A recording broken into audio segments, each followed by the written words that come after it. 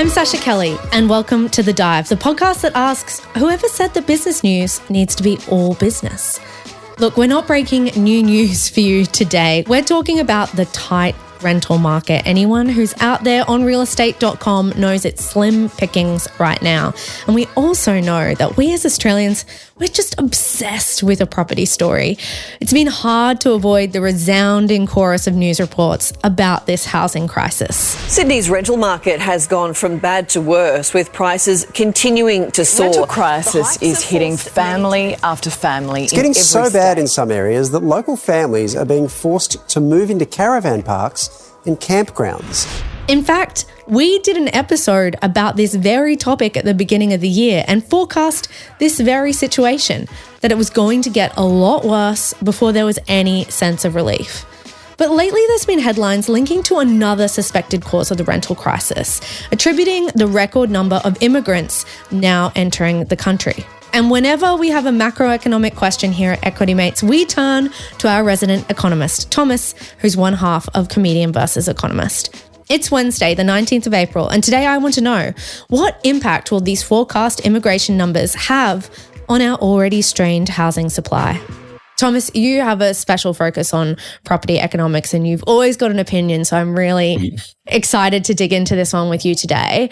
I'm just going to lay the scene a little bit, give a bit of context. Advertised rents have galloped 11.5% higher in the year to March, according to CoreLogic. This one really scared me. Vacancy rate is only 0.9%, which is about half the level of a year earlier at 1.7%. And from what I've been reading, the rule of thumb is that a healthy rental market should be at 3%. All these things sound bad, but can you give me an expert's perspective on this? Is this a true meaning of a crisis? Yeah, I mean, the crisis has no strict definition, which is part of the problem. But I think we can definitely say that this is the worst rental market in recorded history, probably in the nation's history. Like, I don't know, maybe there weren't very many houses at the time of first settlement, but it's bad. Like, the data has never been this bad, and that vacancy rate is a record low. It's incredibly tight, and it's probably worse because historically, when the cities have been tight, the regions have been available and people can sort of move down and say, like, I can't do Sydney, but I'll go to Newcastle. The regions are tight as well. So this sort of the tight rental vacancy rate story is nationwide and you can't escape it. And so that's what makes it, I think, particularly dire. There's a number of factors at play too, because there's the supply of short-term housing, there's insufficient housing development, and there's builders going bankrupt. Can you give me some insight into all the factors that are actually making up this crisis? I mean, I think in terms of, I think the short-term letting is definitely a story, but that is reasonably slow and reasonably slowly evolving, and has sort of been on the radar for a while. The construction crisis, that is also a story. We had a strong ramp up in construction, and that's been followed by a bit of a hole in approvals, but the construction activity is still quite strong at the moment. So maybe in sort of 18 months to 2 years, we might see a downturn in construction. But for the moment, that's not feeding into the problem. And you look at, like, for calendar year 2022, housing construction, dwelling construction was around normal. Like, it's not massively different. It's not going to be causing this story. So I think the two things that have really driven the rental crisis are on the demand side. The first is the kind of the reduction in average household size that we saw through COVID. So people spread out a bit more. The number of people per dwelling fell slightly, but enough to create extra demand for houses.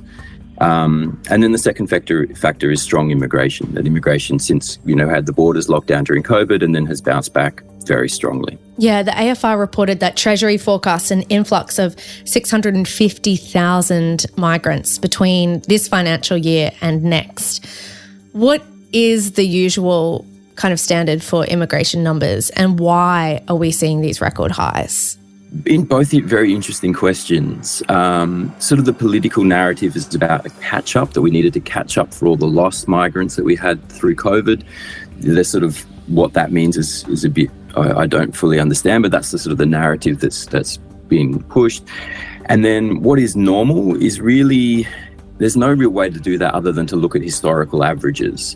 And so you go back to since 1901, the average is about 80,000, probably sort of up to around, it was in the 100 to 200,000 range between the turn of the millennium and 2020, and then sort of stepped up, to quite strongly since then, the last few years. So what is normal is, there's nothing to say. And the interesting thing about the immigration numbers that for me is that they're decided by Treasury. So it's not the Department of Immigration and it's not the Department of Housing, even though that doesn't exist and is probably needed. Can I ask why that is? Why does Treasury decide those numbers? That is an excellent question. That is a very excellent question. And I think the answer is that we've seen immigration as an economic policy lever. That when we look into the forecast and we think things are slowing, immigration is an easy way to push up the aggregate GDP numbers. I'm just coming in to interrupt and say I'm going to be back with Thomas from Comedian versus Economist in just a minute. And we're going to talk about how this is going to impact our already strained housing market. But also crucially, I put to him what I can do as an individual to have some impact on this conversation. And he's got a really thought-provoking suggestion. But that is all coming in just a minute. Sydney's sky-high rents are here to stay, with warnings tonight the crisis could actually get worse. The country's peak housing body is predicting Australia will be hundreds of thousands of homes short of what we need. Let's focus, though, on what effect this is going to have on our existing housing supply problem, because it is going to have an effect on our housing supply problem. How are we going to see that play out? Yeah, I mean, I think it's interesting. It's worth noting that it definitely is. And I've seen arguments even in the papers this weekend of people saying that immigration is not the source of the rental crisis. It's not the entire source, but it's definitely a factor, and it's disingenuous to argue that it's not. And as someone who follows, all the property market economists, from Eliza Owen at CoreLogic to Shane Oliver at AMP, everyone's saying that immigration is having a big impact on the rental market. It's definitely true. And it's definitely going to get worse. We're already at crisis levels. And it is starting to become a real social problem, in the sense that people aren't able to afford sustainable housing or suitable housing. We were bringing people into the country without a clear plan of where they're going to live. The AFR was running stories about international students sleeping in tents because they can't find anywhere to live. So why are we opening up international student places if we don't have anywhere for them to live? That then creates this sort of underclass society that is forced into wage exploitation and dangerous working situations. So that creates another social problem. It's getting bad. And the sad thing is there's no end in sight. There's no quick fix to this. We can't build our way out. We just can't. We struggle to build enough houses at the best of times. We have done for 20 years. We haven't been able to keep pace with population growth. We're not going to turn that around in the next 5 years to even 10 years. There's no way we can turn that around. So we can't build our way out of the problem. So unless we sort of have a bit of a genuine discussion about these numbers, it's going to get worse. And because we're opening up the visas, we're moving through the quote visa backlog, the agenda seems very clear that 2023 is going to be another year for record high immigration. And there's not going to be a conversation around whether that's a good idea or not. So, Thomas, I like to end with something that we can do as individuals, because I think sometimes when you talk about these big picture problems, you can feel a little bit helpless. Do you have any suggestions, or what are some of the things that you think about on an individual basis that we can do that's within our control? Yeah, you always ask this question, Sasha, and I never feel like I've got a satisfying answer for you. I think the big one I recommend is, if you're having this conversation with people, to help disentangle the immigration question from the race question. And I think, to me, it feels like there's a bit of a deliberate attempt to keep immigration and race tangled up together to stop a real conversation around it.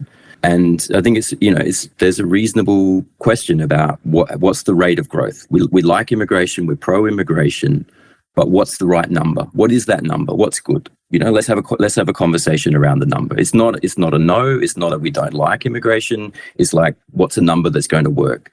Because I think the consequences of this, if we let this go on for a few years, we then get a pushback against immigration, which then can pull in that racist sort of undertones and give it voice and give it a platform, because the immigration number is creating a problem, but that can get conflated with immigration itself. So we create a dangerous social situation, I think, if we don't disentangle the number question from the race question. And that's something where I think we can all do in conversations when you're talking about it with people. If you hear people trying to mash them together, straighten them out, separate those two. And I think then if we can do that, then we can have an actual conversation around it. Well, thanks, Thomas. It's always fascinating talking to you, and I always enjoy your perspectives. You're going to be back with Comedian versus Economist next week. You've been on holidays, but I appreciate you coming off a mountain, coming off from climbing, taking your boots off and getting behind a microphone to chat about this with me today. My pleasure. Thanks, Sasha. Thanks, Thomas. And we're going to leave it there for today. That is this episode of The Dive. Join me again for a new episode on Friday. Thank you so much for supporting us. A little reminder, I would say I'm too proud to beg, but I am not. Please open up your podcast player and give us a 5-star review. Makes all the difference in terms of climbing the charts, getting in front of other ears. And that's so important for us as an independent media company. Thank you so much for joining me today. Until next time. You have been listening to an Equity Mates Media production. In the spirit of reconciliation, Equity Mates Media acknowledges the traditional custodians of country throughout Australia and their connections to land, sea and community. We pay our respects to their elders past and present and extend that respect to all Aboriginal and Torres Strait Islander peoples today.